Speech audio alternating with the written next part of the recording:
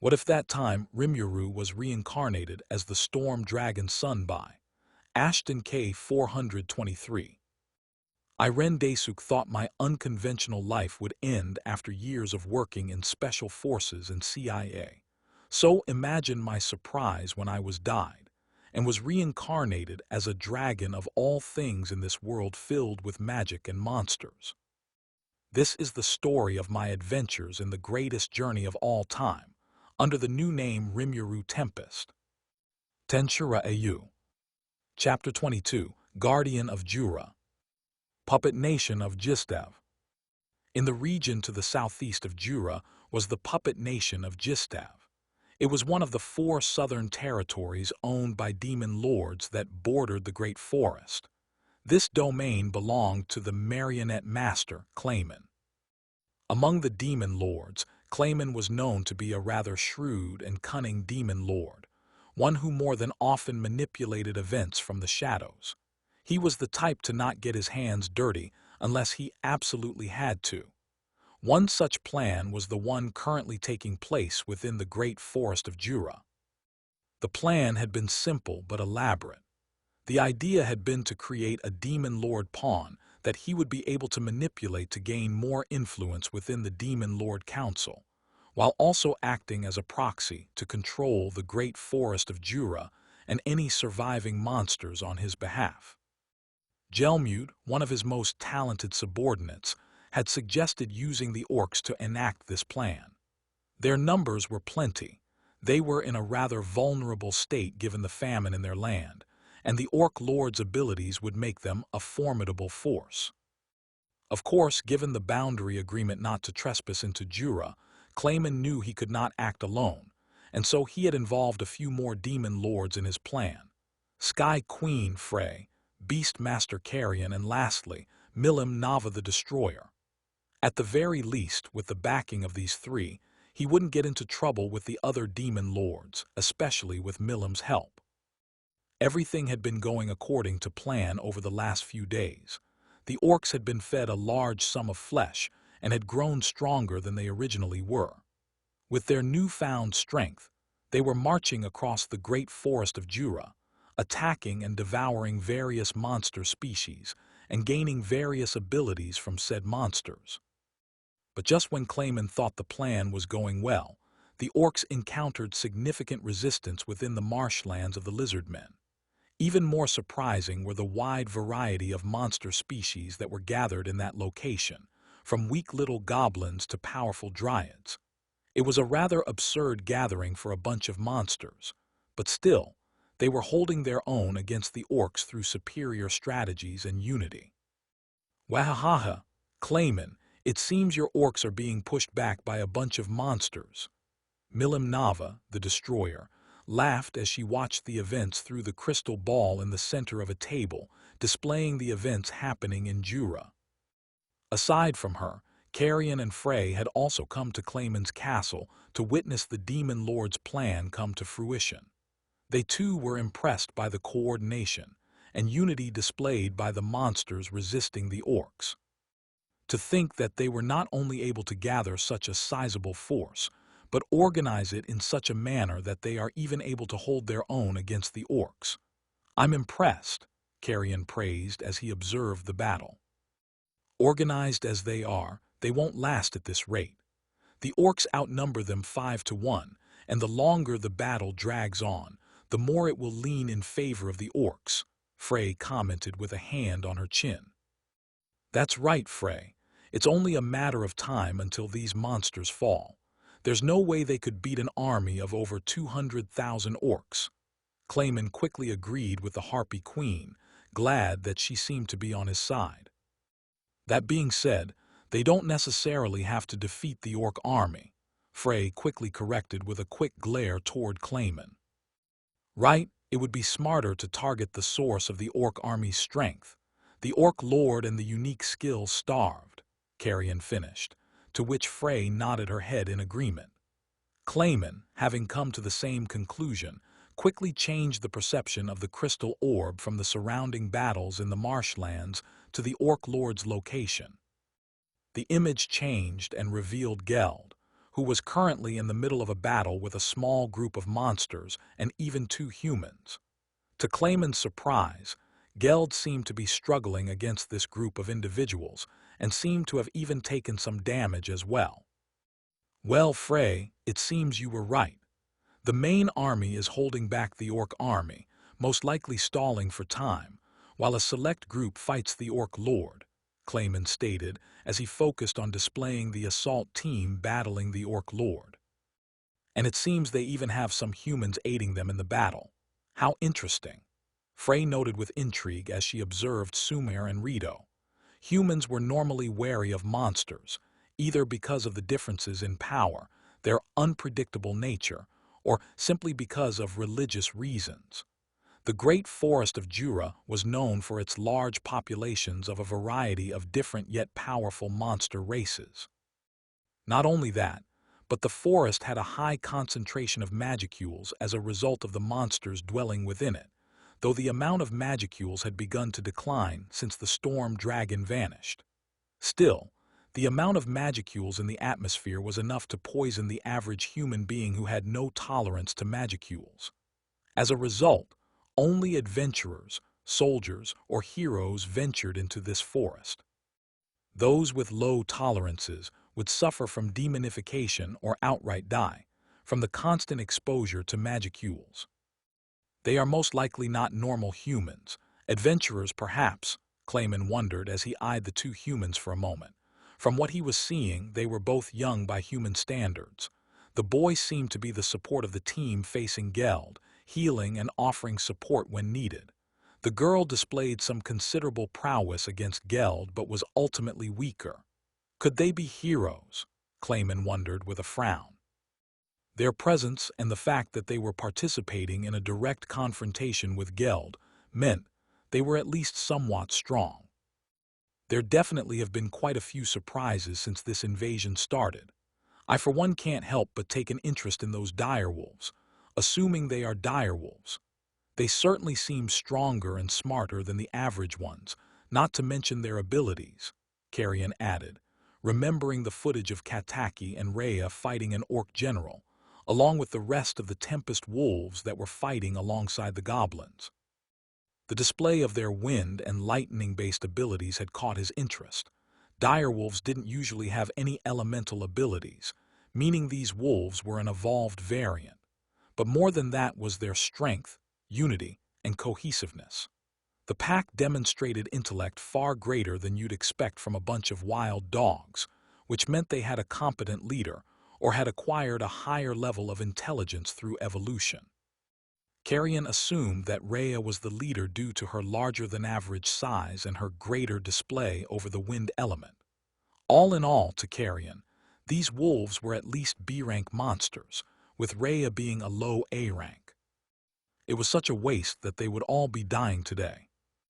I'll say, I certainly didn't expect to see the Tengu participating in the battle against orcs, Frey agreed with narrowed eyes.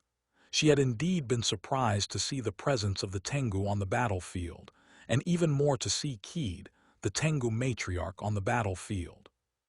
At first, Frey had assumed that Keed was the one responsible for rallying such a sizable force against the Orc Lord. The Tengu matriarch had definitely proven to be her equal in battle during their past encounters, but as she observed the battle, the notion was thrown out the window when Frey noted how much weaker Keed had gotten since their last encounter. While the Tengu matriarch was still incredibly skilled, based on what Frey had seen, she no longer had the power to rival her. This was good, though. It meant that the Tengu no longer had the power to resist her, and the next time Frey moved to subjugate them, they would have no choice but to surrender to her rule. If I'm lucky, Keed and her kin will fall in this battle. This could be an opportunity to weaken them enough for me to subjugate them later, Frey muttered. The prospect of claiming the Tengu and Kusha Mountains was enticing to her. I don't think we'll be that lucky, Frey. I mean, look at how the battle with the Orc Lord is going. Milim laughed in amusement as she redirected their focus to the battle. As she said this, the 4 demon lords saw the Orc Lord being engulfed in a powerful vortex-based explosion of wind and black flames. When the explosion dispersed, Geld was shown to be down on one knee with various burns and cuts along his body. He was clearly done, and though his wounds were healing, it was dramatically slower. "Looks like your oh-so-perfect plan isn't turning out so well, Clayman."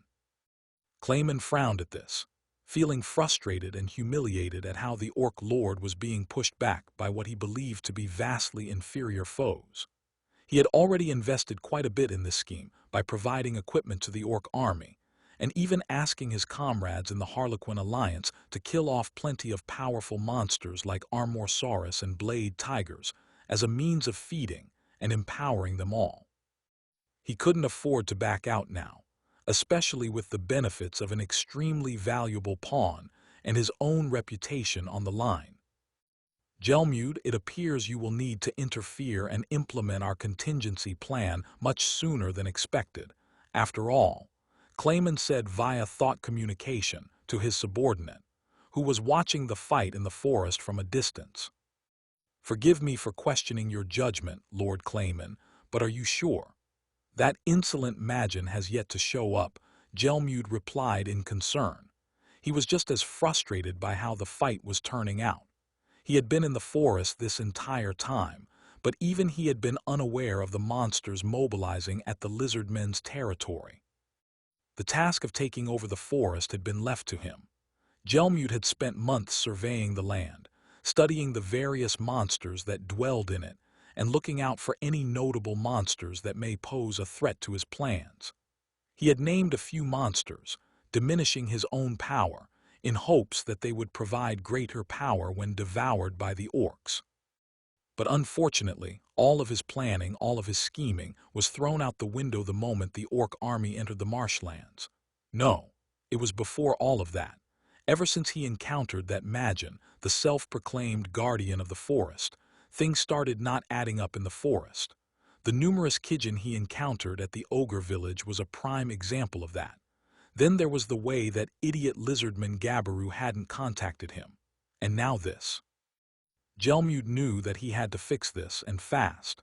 If this mission failed, Lord Clayman would have his head, not just for failing him, but for embarrassing him in front of the other demon lords. He would be lucky if all he got was a swift and painless death. "Yes, Gelmude, I'm sure. I'm well aware that the Orc Lord won't be as easy to control upon evolving into the Orc disaster, but it won't matter if it dies in the end." Clayman responded harshly, his irritation and frustration bleeding through. "Understood, Lord Clayman." Gelmude responded hastily in fear, before the thought communication broke off, immediately setting off toward the Orc Lord's location. Clayman turned back and rejoined the other demon lords in watching the events unfolding through the crystal orb. The Orc Lord was still down on one knee, critically injured and vulnerable. Just as the assault team was preparing to finish it off, Gelmude arrived onto the scene and managed to push them back. The masked Magin ranted at them before pulling the dark magic orb from his coat and feeding it to the Orc Lord, causing it to be enveloped in a cocoon of condensed magicule energy that eventually shattered to reveal it had evolved into the Orc disaster.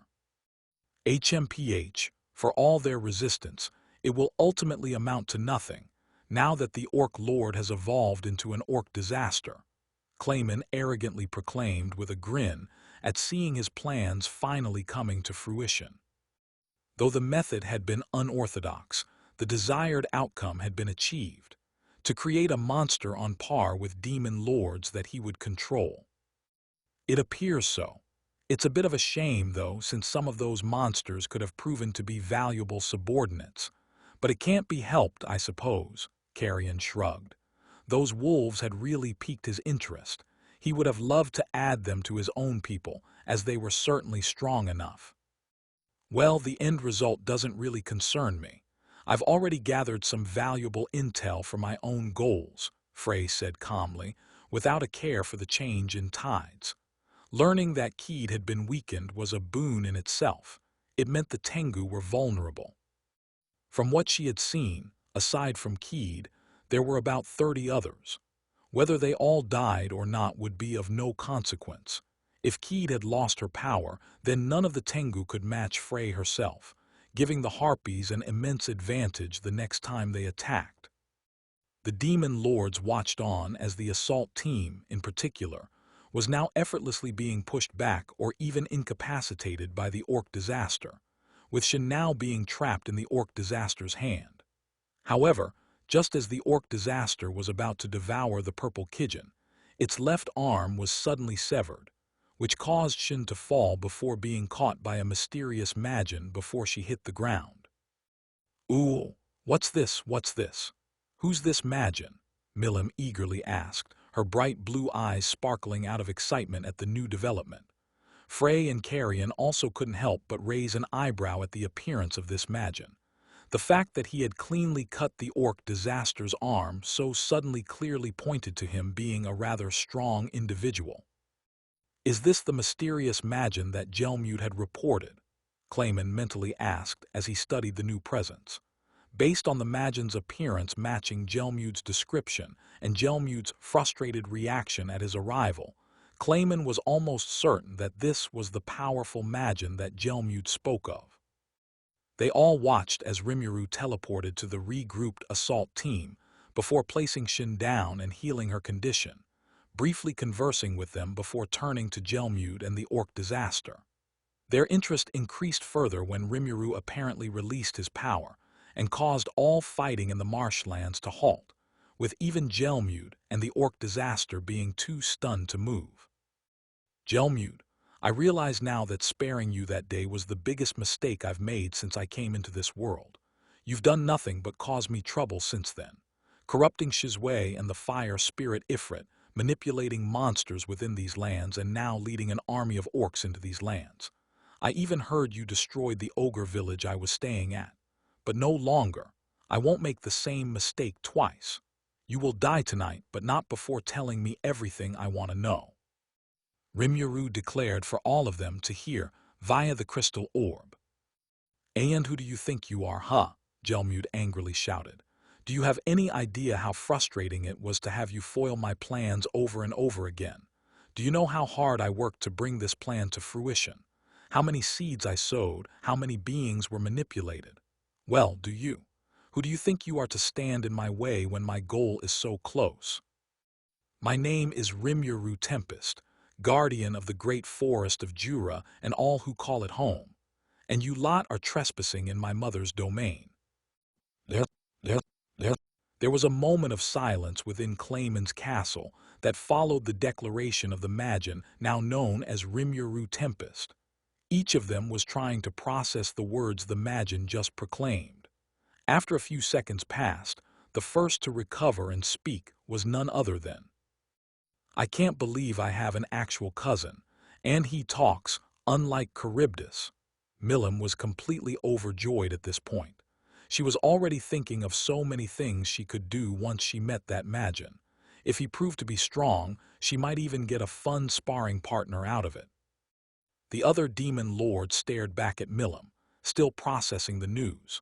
But then they remembered that Milim was indeed a dragonoid, meaning that she was born of true dragons. And if what the demon's reign and misery had told them at past meetings held any truth, then she was the daughter of the eldest and greatest of the true dragons.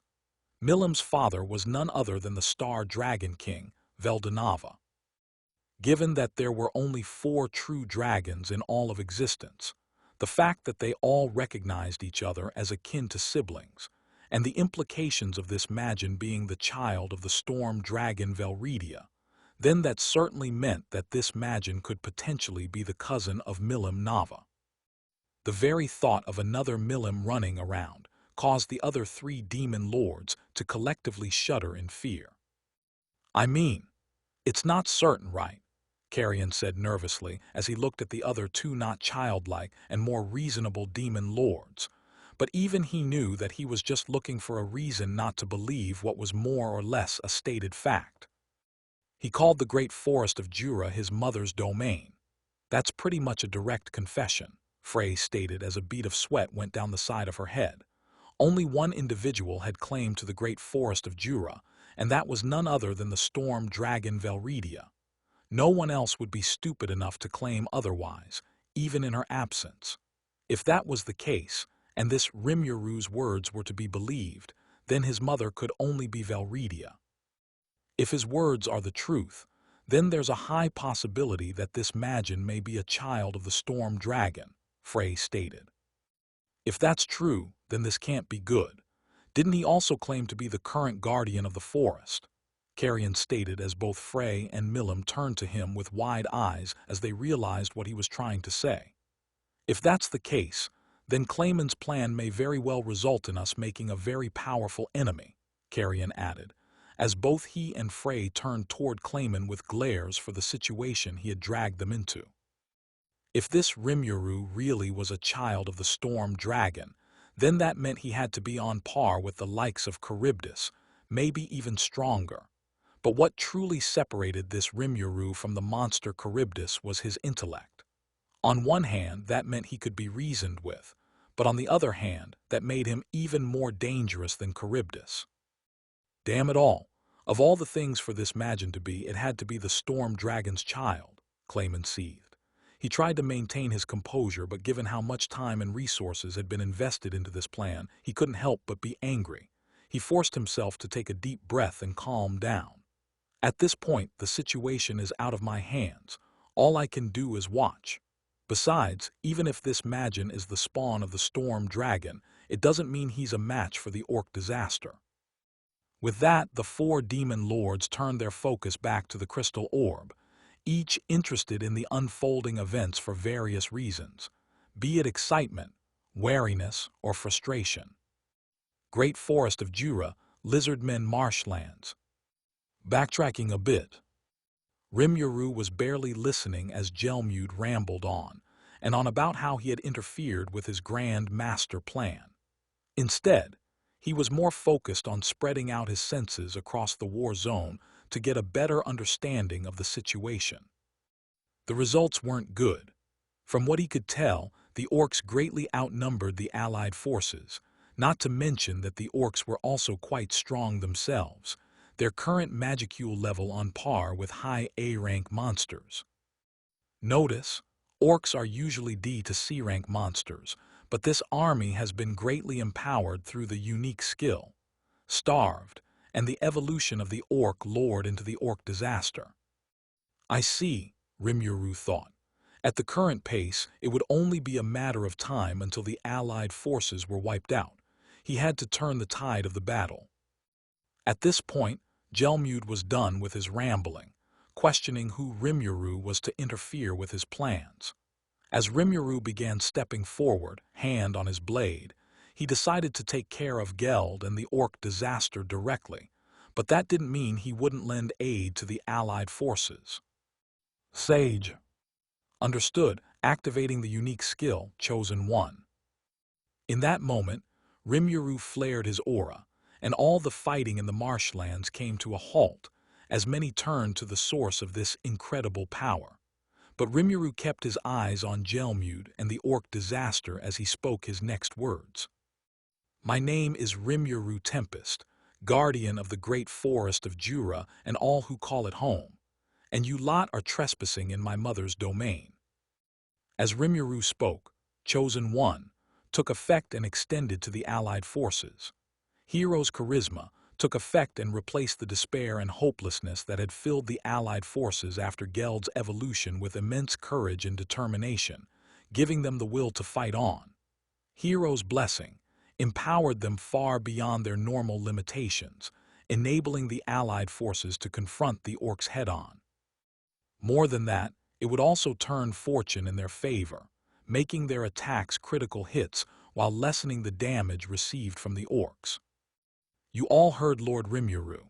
For the great forest of Jura, Akatsuki yelled, drawing shouts and cheers from the allied forces as they re-engaged their orc opponents, but this time receiving a boost from their guardian via Chosen One.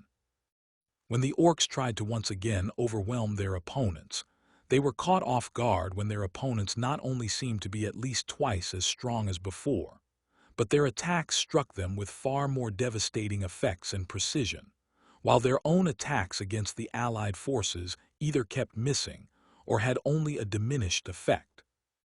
This should be enough to turn the tide of the battle, Rimuru thought as he observed the resuming war through magic sense.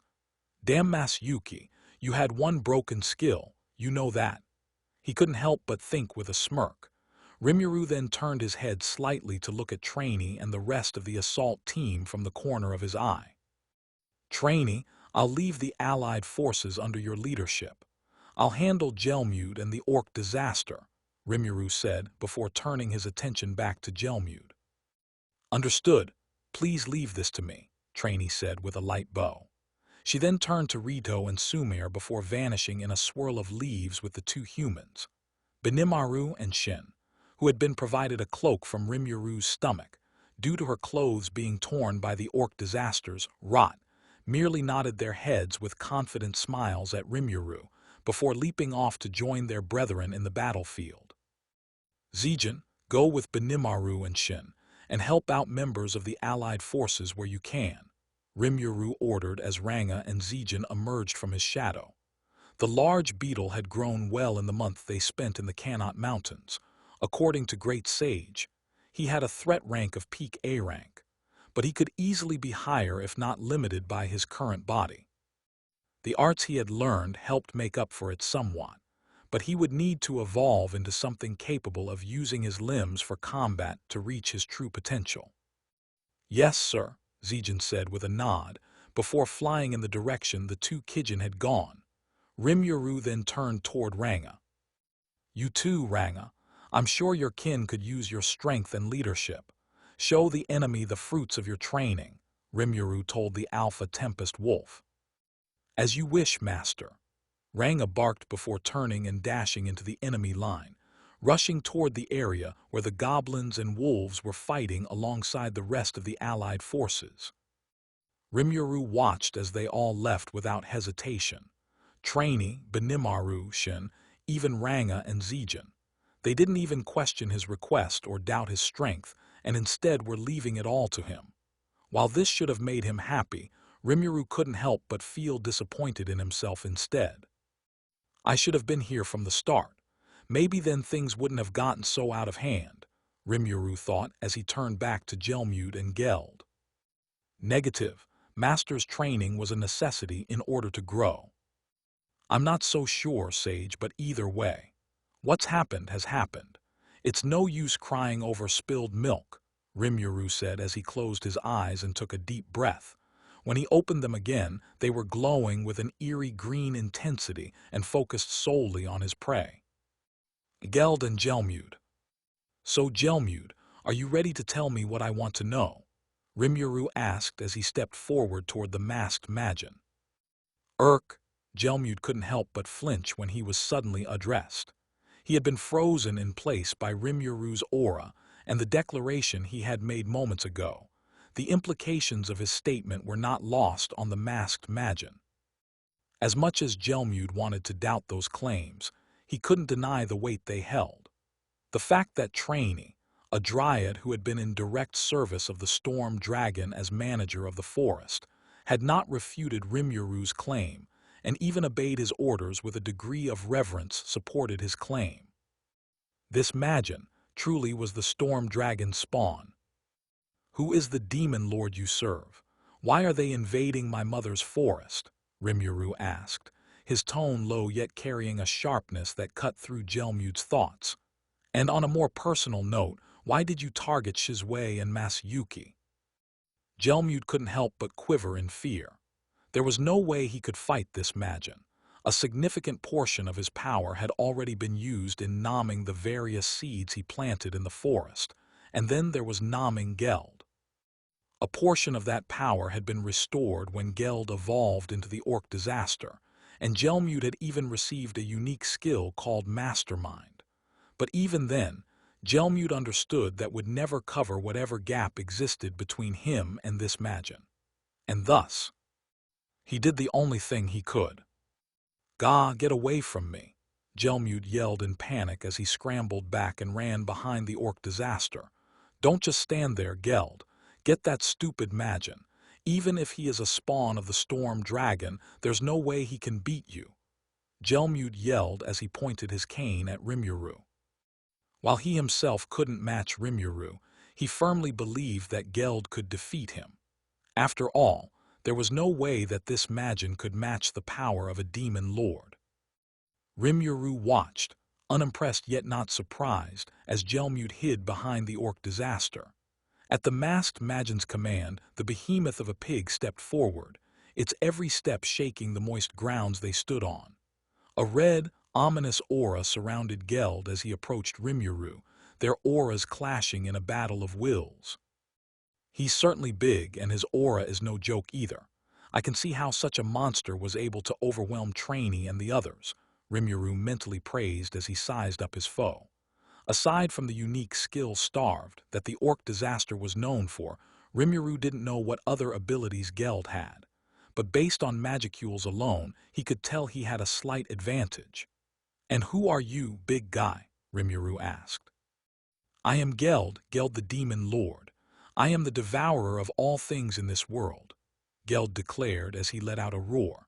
Rimuru couldn't help the way his left eyebrow twitched slightly in offense. "How cute! A starving pig actually fancies himself a demon lord," Rimuru remarked with a smirk as he goaded Geld. It wasn't that he was underestimating him, but rather he was confident in his own ability to win this fight. "Why you?" Without another word, Geld charged forward toward Rimuru, lifting his cleaver and bringing it down.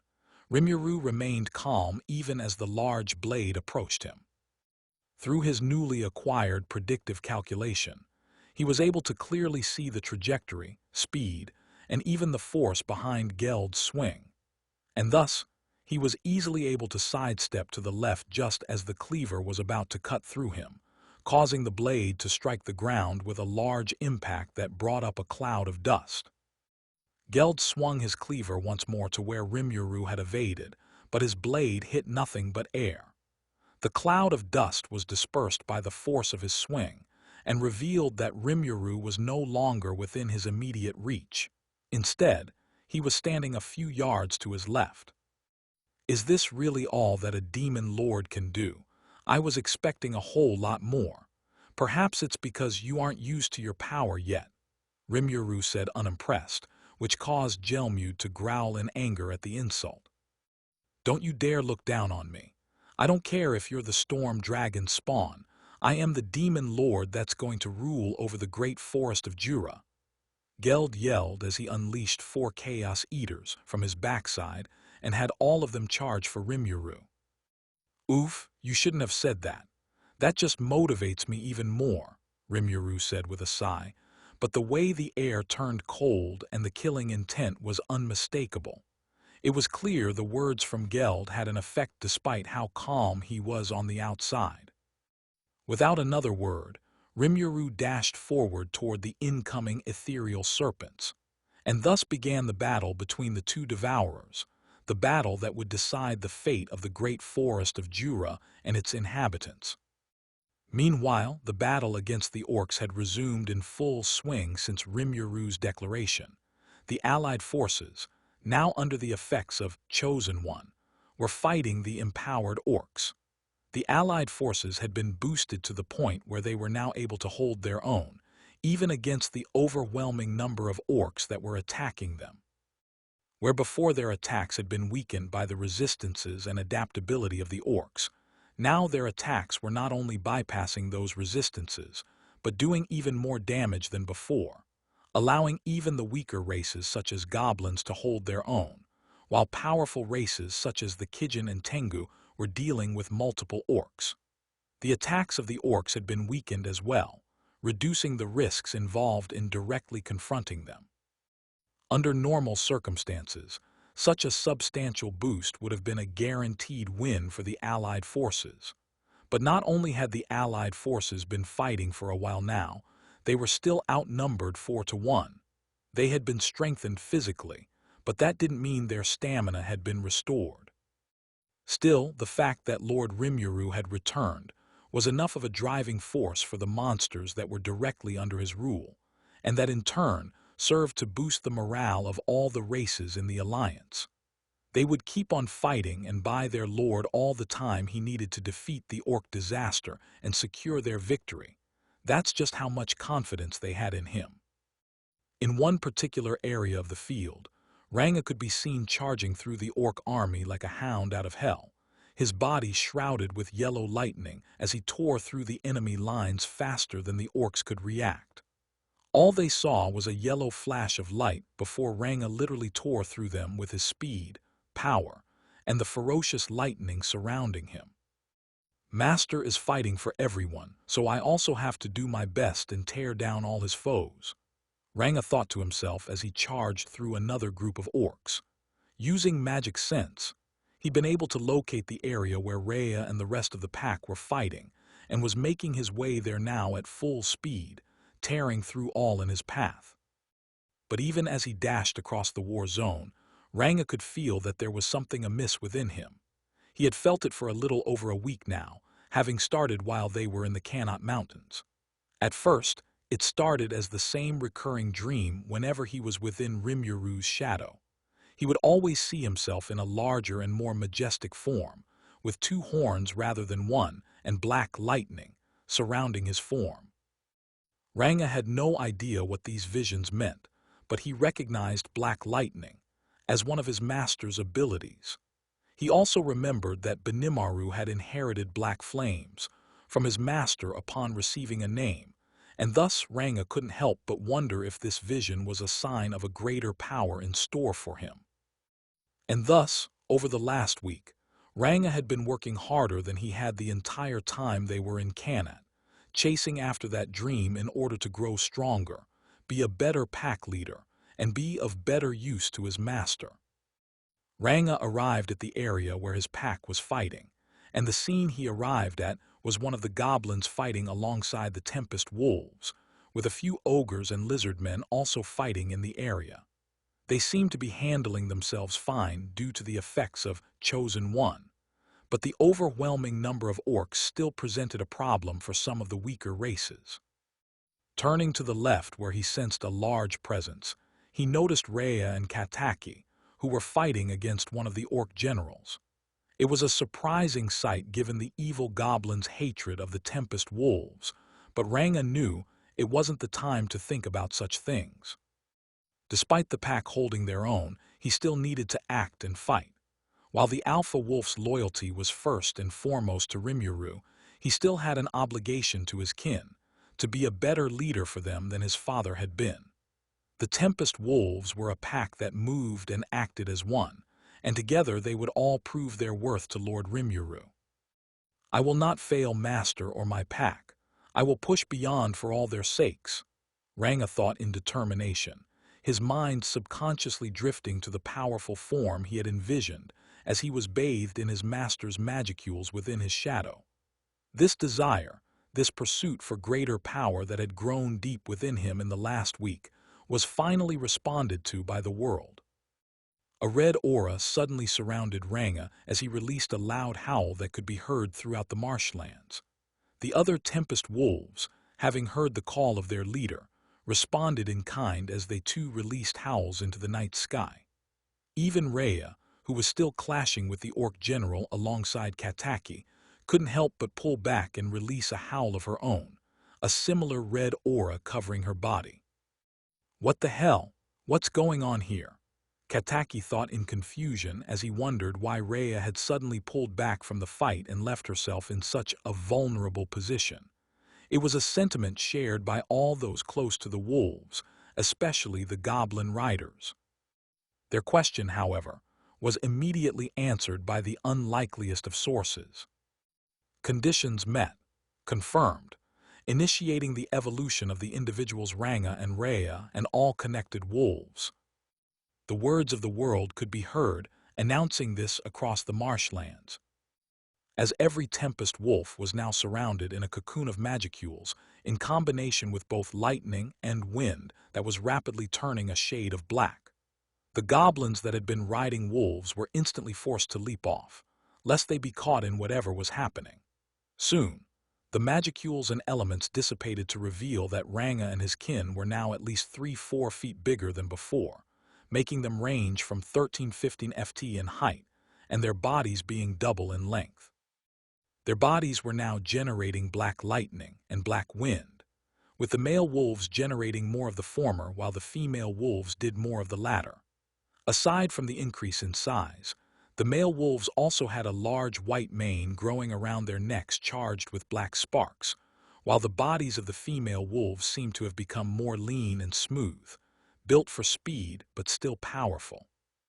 Ranga was the most drastic change, now standing at least 20 ft in height and possessing 2 horns on his forehead instead of just 1.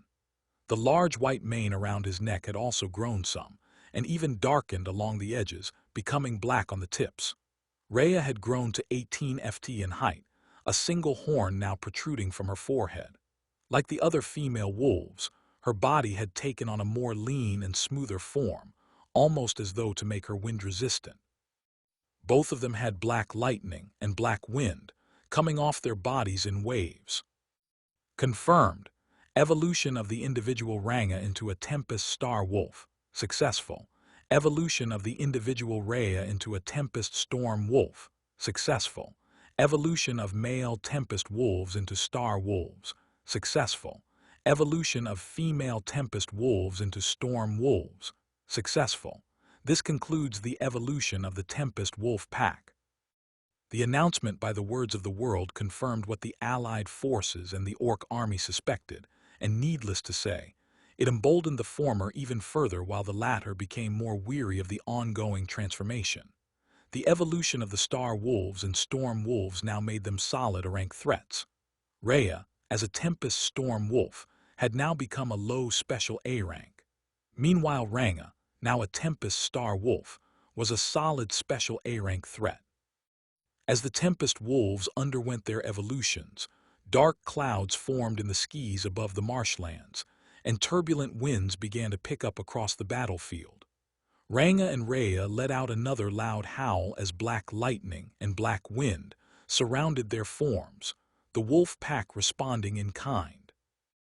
Nearly a dozen miniature black hurricanes suddenly manifested all over the war zone, striking the ground where a large amount of orcs were gathered, and instantly pulling them into violent and deadly winds. The sky rang with thunder as numerous bolts of black lightning struck the ground, vaporizing their targets in an instant. In that instant, the marshlands were engulfed in a chaotic storm that targeted all those viewed as enemies by Ranga's pack. Over 1,000 orcs were either struck down by black lightning or torn apart in the many hurricanes of black wind. And yet, despite the chaotic scene, none of the Allied forces were touched by the chaotic storm. Ranga was using a combination of beast manipulation, magic sense, and mana manipulation to direct the pack's combined power and ensure that the storm was controlled and that their allies didn't get swept up by the hurricanes or get struck by lightning. Although not intentionally, the chaos of the storm also served to scatter and separate the orcs that hadn't been struck down or torn apart into smaller and more manageable groups for the Allied forces, preventing them from using their overwhelming numbers to push back. Meanwhile, back with Rimuru and the Orc Lord, the confrontation between the two devourers had stopped as they watched the current storm tearing through the Orc army. Rimuru was momentarily surprised by the sight of black lightning and black wind, until he too heard the voice of the Words of the World, declaring the evolution of the Tempest Wolves. He felt the impact of the wolves' evolution across the battlefield, the way the storm divided the Orc army. Man, to think Ranga would be capable of something like this. I should give him an extra treat just for this, Rimuru thought with a smirk as he watched the carnage being dealt to the enemy lines. Notice, the individual Ranga is not capable of achieving such a feat alone. This technique is the effect of Ranga using his beast manipulation and mana manipulation to align the power of his pack with his own for devastating effects. The technique is called Death Trident. Even so, it's still pretty impressive, Rimuru marveled. The fact that Ranga and his pack had enough control over the storm to not hit the Allied forces was not missed by Rimuru, nor was the fact that the wolves had acquired his black lightning and black wind abilities, making them that much more formidable in the long run. Why is this happening? Rimuru was suddenly snapped out of his thoughts by the shouts of Gelmud, who was further back behind the orc disaster, also watching the storm Ranga and his pack had wrought on the orcs. Everything was going so well. There were no flaws in my plan. But then, everything changed when you appeared. Gelmud shot with venom as he pointed his cane at Rimuru. His voice was laced with hatred and spite at the foiled plans he had spent so long scheming and preparing. You're right. Had I not been here, your plans would have more than likely succeeded. In fact, your success would have been guaranteed, Rimuru admitted. Without his intervention in the forest, the orcs would have easily overpowered the various tribes and races across the forest with their sheer numbers alone.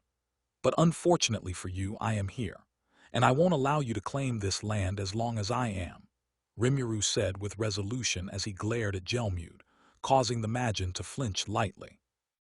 Damn you, you arrogant bastard, Gelmud cursed bitterly. Rimuru couldn't help but imagine the Magin's pissed-off expression behind the mask. Arrogant, says the Magin leading an army of orcs through the Storm Dragon's domain. I may be the heir to the Storm Dragon, but I'm not one for unnecessary conflict. That being said, don't mistake that for weakness or cowardice. If it comes down to it, I won't hesitate to eliminate all those who threaten me and this land, Rimuru retorted. You and your master are the ones who came wanting to claim these lands, so you should have been more prepared for a fight. Anyone who threatens me or my mother's domain is my enemy, whether they are a demon lord or a hero. Why, you insolent little, Geld, what are you doing? Kill him, Gelmud shouted in rage as he pointed at Rimuru with his cane. In a surprising display of speed for someone of his size, the orc disaster was in front of Rimuru, his cleaver moving for Rimuru's head. Rimuru, having never truly removed his attention from the orc disaster, saw the attack coming and leapt back as the blade struck the ground he had been standing on. As soon as his feet touched the ground, he used Flash Step to dash forward and reappeared directly in front of Geld before kneeing him in the face. The force of the impact created a shockwave, as Geld was sent rolling several meters back before coming to a grinding halt when he dug his blade firmly into the ground. 4 Chaos Eaters then sprouted from his backside and lunged at Rimuru once more. Rimuru charged forward as the ethereal serpents came at him, dark energy coating his hands and taking the form of claws, the manifestation of his dragon claw technique. Rimuru pressed forward and, in a display of agility and precision, tore through the crimson serpents with his claws as they approached him, using Flash Step to evade whenever one of them attacked from a blind spot, only to be cut down a second later. Without a pause in his movements, Rimuru resumed his charge toward the orc disaster, and within an instant was before it. Geld, surprised by the ferocity and speed of the attack, barely had time to react when Rimuru suddenly launched an uppercut from right beneath him, using his dragon claw. The orc disaster barely managed to avoid a fatal strike as Rimuru clawed into its face from the bottom going up, gouging out its left eye in the process. Geld roared in pain as he took a swing at Rimuru, only for him to sprout draconic wings from his back and flap them, propelling him out of reach before landing a few yards away. Geld growled in pain and anger as he brought his free hand to his destroyed eye. Surprisingly, the rather large gash was not healing as he had expected it to. If anything, the wound was slowly festering and getting worse. "What is this? What did you do to me?" Geld shouted in rage. Gelmud was equally shocked from behind him that Geld's rapid regeneration had not healed the wound to his eye. "You may have the power of rot thanks to your unique skill, but it pales in comparison to the decay of my storm magic, a skill I inherited from my mother," Rimuru told the wounded orc disaster and his master. Not wanting to excessively prolong the fight with Geld out of concern that the orc army could help him regain his strength through starved, Rimuru decided this was a good opportunity to test out his Ryujin style in conjunction with some of his new extra skills, particularly mana manipulation and ultra instinct. A combination of his draconic aura mixed with storm magic began to generate from Rimuru's body. Sensing the imminent danger, Geld moved as fast as he could with his remaining power by charging with his cleaver brought down in a fast overhead slash. But to his surprise, Rimuru easily dodged and fluidly maneuvered himself around the attack with exceptional speed and dexterity, before unleashing a rapid barrage of punches infused with storm magic directly into Geld's chest, blowing Geld away a considerable distance with a thunderous boom. His chest was now heavily wounded and was festering like his eye. Geld dropped to one knee, coughing out blood as the decay worked its way deeper into his flesh. No, how could this be happening? Child of the Storm Dragon or not, you should be no match for someone with the power of a demon lord.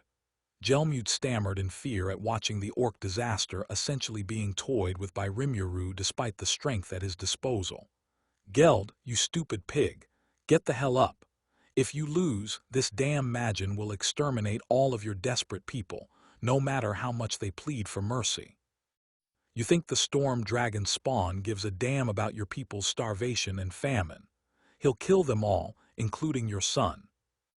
Geld growled upon hearing Gelmud's reminder, rising to stand on his feet despite the searing pain coursing through his body. That's right, he couldn't allow himself to fall here. He had already made a choice, and if he were to die now, then all of his sins would fall onto his people. They would be made to pay for his mistakes with their lives. As a leader, that was something he couldn't allow. Interesting. Something tells me this isn't a cut-and-dry case of the orc disaster being a power-hungry follower of an even more power-hungry demon lord. He and the orcs might just be more pawns who were deceived and manipulated just like Gabiru. Rimuru thought in interest, the possibility being entirely plausible of there being more to this story than meets the eye. Rimuru then turned to face the wounded orc disaster, whose injuries were too severe for it to continue fighting, especially with its rapid regeneration being weakened and disrupted. And yet, despite that, it stood tall. But one look and one could tell it was on its last legs. The labored breath, the festering wounds, and even the weakened grip on its weapon, all these were a sign that Geld would collapse at any moment. It's over, Geld. I'm not certain of the circumstances that led to you and your people attacking my home, but the fact remains that you did. You're too much of a threat to just let go, so I'm going to have to end you. Any last words? Rimuru asks as he approaches the orc disaster, offering a small courtesy. Both knew Geld wouldn't last much longer and his fate was already sealed. Geld tried to focus his remaining magicules into his rapid regeneration to try and recover, but with every step closer Rimuru took, Geld increasingly realized it was futile. His death was all but assured at this point. He had made a mistake trusting Gelmud, leading his people into these lands and attacking the natives of Jura. Because of that, they had incurred the wrath of the Storm Dragon's heir and had lost many of their own in this war. While his own life may be forfeit, that didn't mean he couldn't make one last attempt to ensure the future of his son and his people. Child of the Storm Dragon, if I am to die today, I humbly ask that you please fulfill my last request, Geld telepathically said via thought communication to Rimuru. This was much to Rimuru's surprise, though he quickly schooled his features, realizing that whatever Geld wanted to say wasn't meant for Gelmud or possibly anyone else to hear. I know I have no right to ask, especially since we're the ones who brought war to your home and devoured your people. But still, I must ask. That depends on what it is. Despite everything you've done since coming into the forest, Gelmud's words and actions lead me to believe your actions weren't driven out of greed or loyalty to his master. If it's a reasonable request, I may grant it, Rimuru replied as he walked toward Geld with his blade drawn. He made sure to use both thought acceleration and thought reading to ensure they could have a full conversation in a brief moment and to see through any potential deception. As the king of Orbic and the orc disaster, I ask that you please grant my people mercy for my sins in exchange for my life. You are correct in that my actions weren't out of self-interest or greed, but out of desperation due to famine and starvation. The kingdom of Orbic had long been suffering from drought and famine as it slowly withered away from hunger. I desperately tried to save my people, But as I was dying from starvation, Gelmud approached me and promised me a way to save my people by serving him, granting me my name, Geld, and evolving into an orc lord. I knew he had nefarious intentions, but I was too desperate to refuse, Geld said as he showed Rimuru his memories through thought communication. Rimuru read his emotions through desire to corroborate his claims. He saw the dire situation the orc people faced before Gelmud took advantage of them. The barren land of the orc kingdom of Orbic, the starvation the orcs went through on a daily basis, how infants died days after being born, and how the orcs were driven to cannibalism just so they could live another day. Rimuru felt the pain and anguish Geld went through at seeing the suffering of his people, and the choice he made to venture to Jura in search of food. He saw how Gelmud manipulated him when he had collapsed of hunger in the scorching sun and granted him a name, and how Gelmud led the orc army into Jura. Rimuru had seen a lot in his last life. Being a soldier did that to a man. It meant you weren't spared from the rather gruesome aspects of the world. But even he had to admit that the situation with the orcs was among the most disturbing. He tried to wonder what he would have done differently in Geld's shoes, but really his options were limited. If he had refused Gelmud, he would have died alone in that wasteland, and his son may have been the one chosen to become the orc lord. Under such desperate circumstances, Geld's only choice had been to make a deal with the devil. "Very well, Demon Lord Geld. You can rest easy. I will grant your final wish," Rimuru said to the fatting orc disaster. "I will devour you and all your sins, so your people may live free of their crimes." "Thank you," Geld replied in resigned relief as their thought communication came to an end. Rimuru was right in front of him before extending his hand. The orc disaster didn't even bother trying to fight back.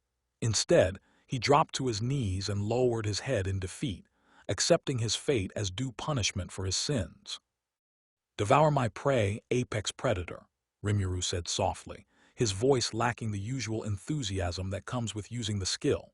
His unique skill activated and proceeded to consume the orc disaster in a black torrent of energy that surrounded his body. The black energy was then reabsorbed by Rimuru's hand, and the orc disaster was gone from where it had been. A few seconds of silence followed. Given the circumstances, Rimuru could not bring himself to be happy about this victory. Killing Geld was a necessity, but still. Notice, the orc disaster known as Geld has been successfully consumed. The user's magicule capacity is estimated to grow by at least 80%. Beginning analysis of all acquired skills and abilities. I see. Rimuru didn't feel the usual joy that came from acquiring a major boost in power or acquiring new skills. In a way, the circumstances with Geld reminded him a lot of how he had devoured Shizue and Masayuki. Looking down at his hand, Rimuru clenched it into a fist. "Rest easy, Demon Lord Geld. I'll use the power you granted me to give your people a future."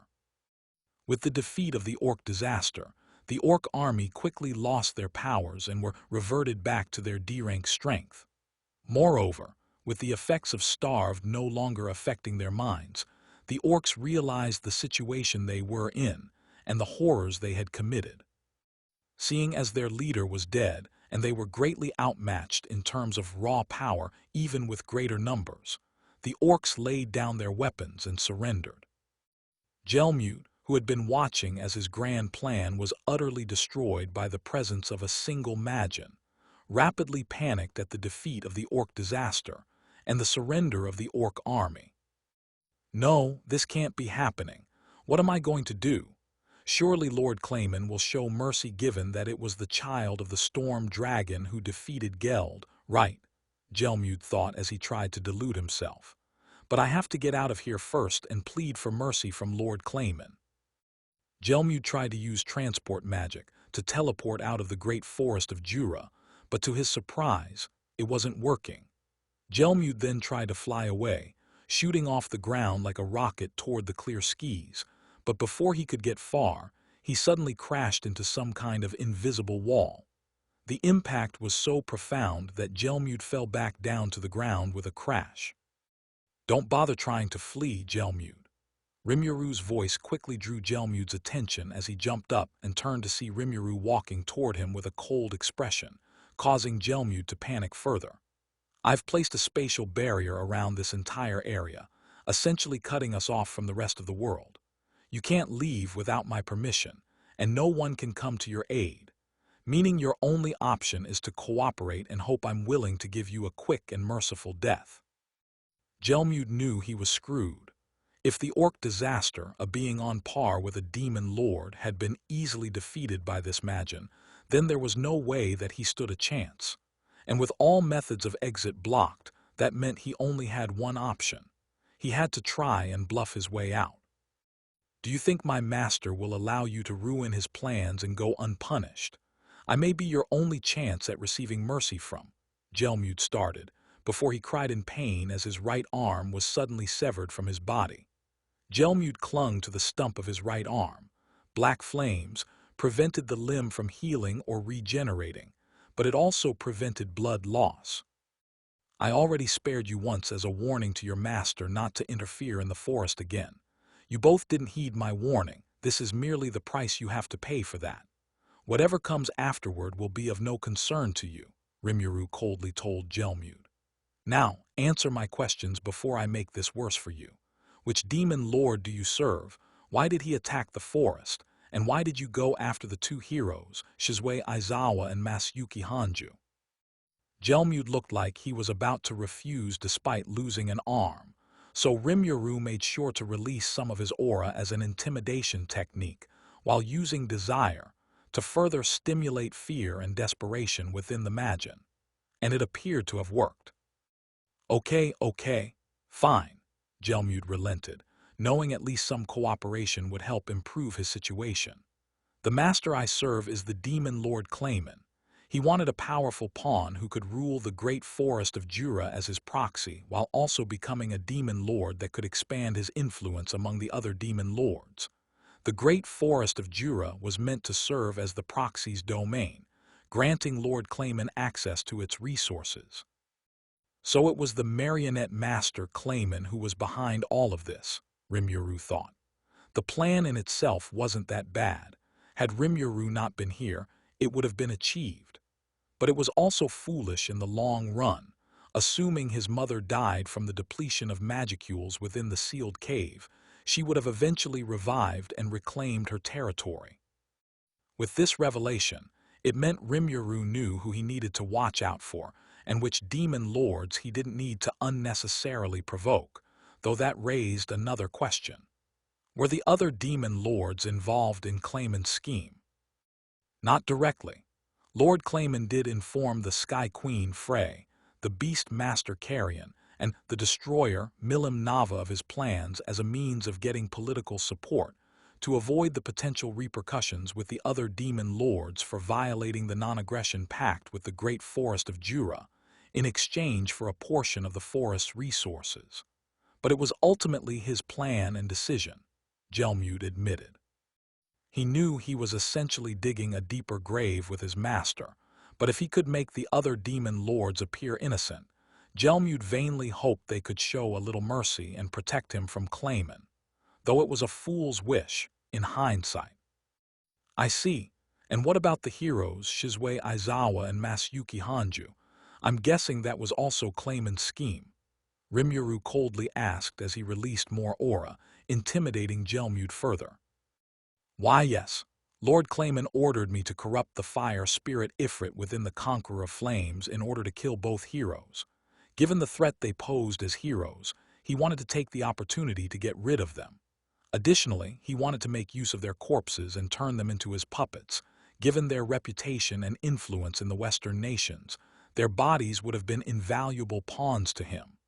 Gelmude confessed, the words literally flowing out of him at this point.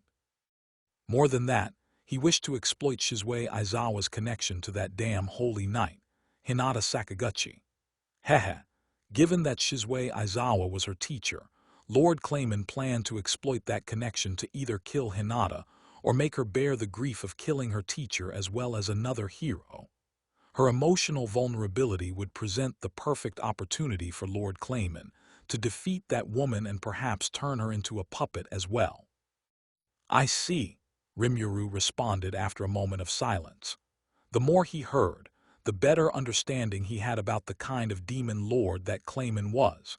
He was clearly the kind of person who liked doing things from behind the scenes and only made a direct appearance when the situation was favorable to him.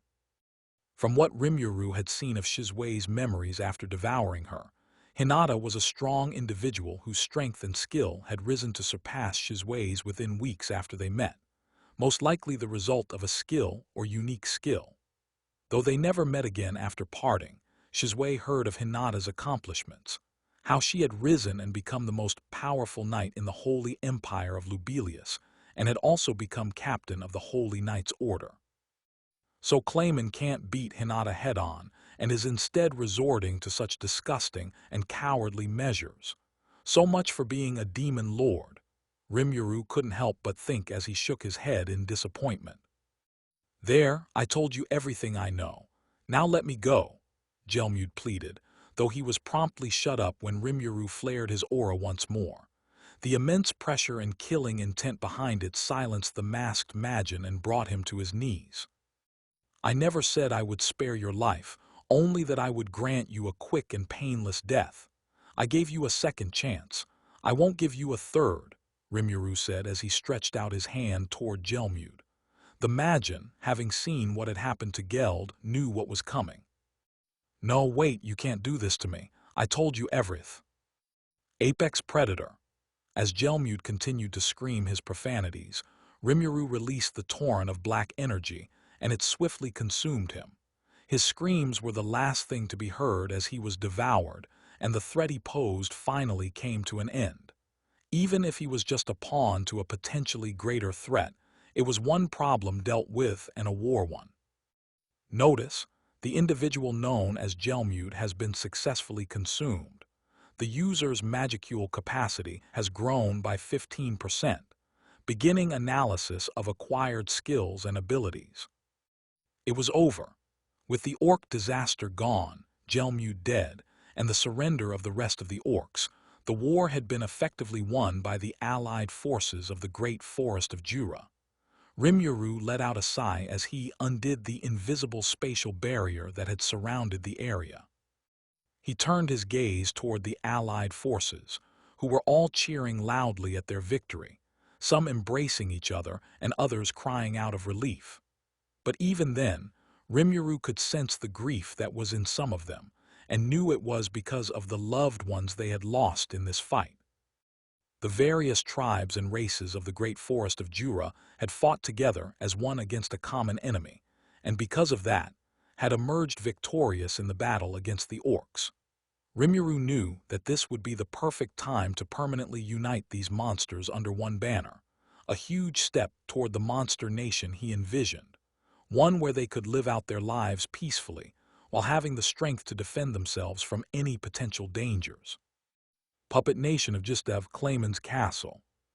Meanwhile, back at the Puppet Nation of Gistev, a period of silence followed as the four demon lords watched the results of the orc invasion and the defeat of the orc disaster. Clayman, Carrion, Frey, and Milim had watched the entire fight between Rimuru, Geld, and Gelmude, with varying reactions depending on the demon lord in question, and their own interests within the forest and the overall orc invasion. They were definitely impressed by the strength that the Magin had displayed, and the ease with which he had defeated the orc disaster, easily proving that he was on par with demon lord entities. One demon lord in particular took the whole event in stride, and was more than elated when she witnessed Rimuru's display of strength and dominance when handling both Geld and Gelmude. Wow, not only is he strong enough to easily beat the orc disaster, but he even possesses storm magic.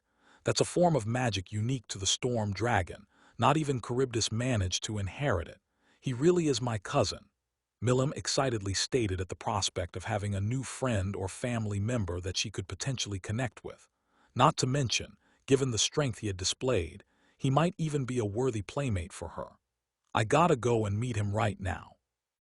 Milim swiftly jumped off her chair, the wooden furniture shattering against a nearby wall as she quickly made for the open windows of Clayman's castle and attempted to fly away with a single destination in mind. However, before she could, she was stopped in her tracks when Frey called out to her. "Milim, no!" Frey shouted in slight panic, literally bringing Milim to a grinding halt as she turned to the harpy in confusion and slight frustration. "I understand your desire to meet your new cousin, but you mustn't forget there's a treaty that sets the great forest of Jura off limits.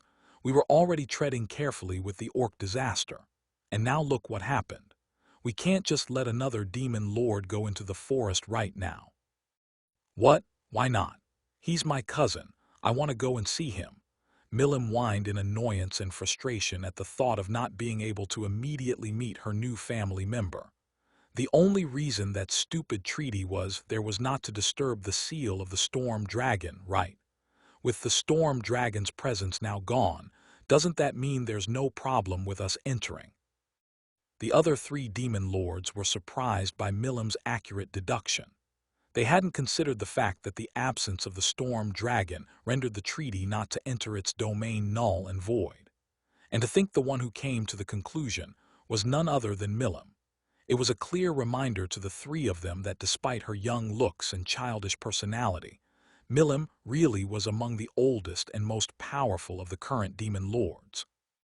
Even if you say that, this Rimuru just fought off Geld, who was both the orc disaster and a newborn demon lord, and appeared to have already known the orc army was being used by another demon lord to invade the forest. Given that, I don't think he'll be wanting to see any demon lord of any sort in the forest anytime soon. After all, we did try to invade his home and killed a lot of monsters in the process, Frey explained to the childlike dragonoid. She would be equally upset and on guard if anyone attacked and tried to take over her domain. Milim huffed and pouted before slumping forward, as even she couldn't deny the logic behind Frey's words, but the disappointment quickly shifted into anger. "Damn it, Clayman, look what you did. Because of you, I already have a bad relationship with my cousin." Milim yelled in anger as she shook Clayman around like a rag doll, the marionette master powerless in the face of her overwhelming physical might.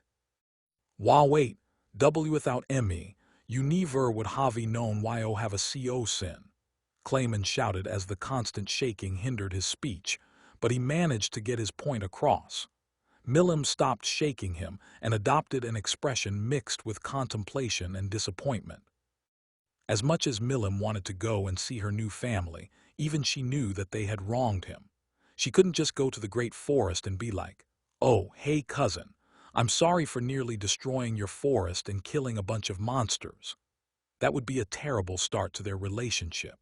And so, with that in mind, Milim pouted once more before grabbing another seat, since she destroyed the last one, and sitting down with her arms crossed. "I'm sorry, Milim, but Frey is correct. If Gelmute hadn't admitted he was Clayman's subordinate and that the orc disaster was his idea, Rimuru could have seen all of us as potential enemies. But given our involvement was minimal at best, I think we are safe for the time being. But still, it's best to wait for now, preferably for a few months at least. Then maybe you can try and reach out," Carrion said, as he let out a relieved breath he hadn't realized he was holding. Everyone present knew just how powerful Milim was, and the fact that there was another being like her didn't sit well with them. If this Rimuru had the same level of potential as Milim, then any clash between them would be catastrophic. Carrion could definitely hear tales within his head of how more than half the great forest of Jura would be reduced to a wasteland desert. Such a high-level battle could even destroy agriculture within the surrounding lands, including his own nation's food production capabilities. He wasn't about to let something like that happen on his watch. "And don't think we've forgotten about you, Clayman," Frey said as she turned toward the puppeteer with a cold glare, her arms folded beneath her ample bosom.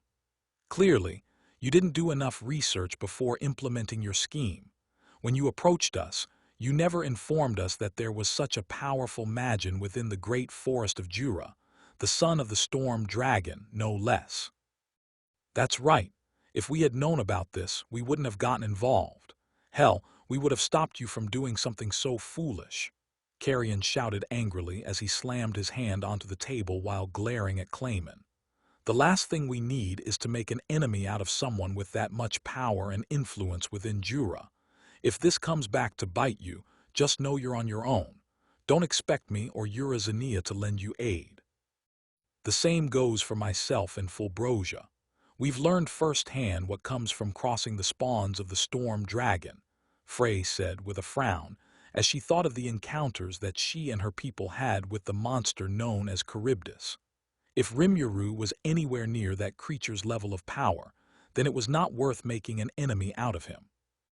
In that moment, any ambition Frey had of invading the Kusha Mountains and subjugating the Tengu was snuffed out. If they were under Rimuru, it was not worth the effort.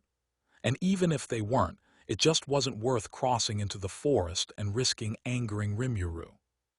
You were all accomplices in this scheme, and now that things went sideways, you're just going to abandon me to take the fall. Milim is one thing, but are the two of you really going to side with a spawn of the storm dragon over your fellow demon lord? Clayman growled, angry and humiliated at the disastrous result of this scheme. "Yes, without hesitation," Frey replied confidently. "Our only role in this scheme of yours was keeping quiet and not telling a soul. All we did was observe while you and your subordinates orchestrated everything. There is no blame for us to take in the first place." Clayman clenched his fists in anger and spite at how quickly Carrion and Frey had turned against him once things went south, but he forced himself to calm down and maintain composure. As annoying as it was, he couldn't do anything about it. For now, anyway. But one day, they would regret crossing him. But more than that, his spite was directed toward the monster that had brought about this humiliation and destroyed all of his plans. Rimuru Tempest. He did regret enacting the orc invasion without having Gelmute investigate the Magin further. If he had done so after Gelmute's first report of him months ago, he would have been more aware and thoroughly prepared for the dangers he posed. But at the same time, just being aware of such a powerful monster living within the forest was already a great reward within itself. A child, with untapped power, one that might even rival Milim's in the future. Controlling something with that much power, it would be far better than a simple puppet. It was something he had to seize control of first. "Enjoy your victory while you can, Rimuru Tempest. It will make my revenge all the sweeter when I finally turn you into my greatest pawn. First things first, we need to actually assess the situation within the great forest of Jura and see the extent of Rimuru's anger toward us," Carrion stated as the conversation moved away from Clayman. Frey nodded her head in agreement. "We should also conduct investigations within the forest to find out more about Rimuru and the extent of his influence within the forest." "So you noticed it too," Frey commented with a smirk, approving of Carrion's insight. "Most of the time he was just a brute, so it was easy to forget he had his moments." "Yeah, those monsters, while working together, weren't really in sync. At least not what you'd expect from a unified army," Carrion stated, to which Frey nodded once more. "There could be many reasons, but the most likely is that they are not united. They were most likely various tribes that gathered to face a common threat," Frey stated. "What are you guys talking about?" Milim asked, having calmed down a little from her sulking. "I can't say for sure, but while Rimuru may be the guardian of the forest, it doesn't seem like he's ruling it," Carrion explained. "If his hunch was correct, then that meant he may still have a chance at recruiting those wolves under his banner. At least not yet. As you said, we'll need to conduct investigations to be sure.